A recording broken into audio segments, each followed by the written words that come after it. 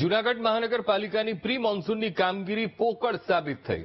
Junagadh railway station road પર વરસાદી પાણી ભરાયું। માત્ર 1 ઇંચ વરસાદમાં શહેરના રોડ પાણી થઈ ગયા।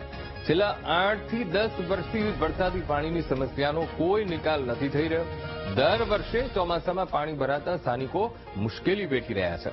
વાહન ચાલકો, વેપારીઓ અને રહીશો વર્ષોથી હાલાકી વેઠવા માટે મજબૂર બન્યા છે।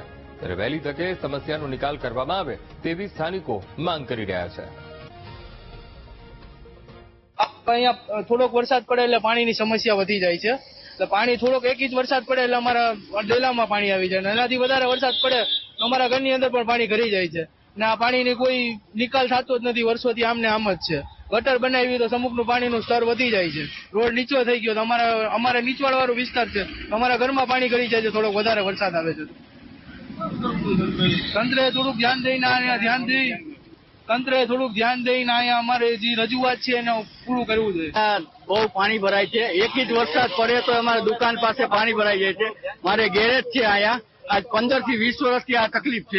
અમારે કોઈ તંત્ર કઈ ધ્યાન દેતું નથી, બરોબર છે।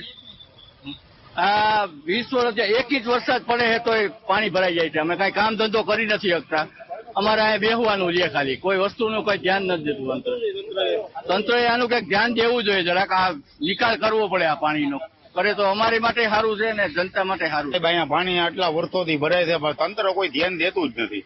ગિરનારનું ને એ બધું પાણી ને ભારત મિલનું ને એ બધું પાણી, અને જેવી રીતે આ તંત્રએ અહીંયા કર્યું જ ને એ રીતે અહીંયા છે ને કોઈ રજૂઆત થતી નથી ને કોઈ અહીંયા તંત્ર ધ્યાન દેતું નથી।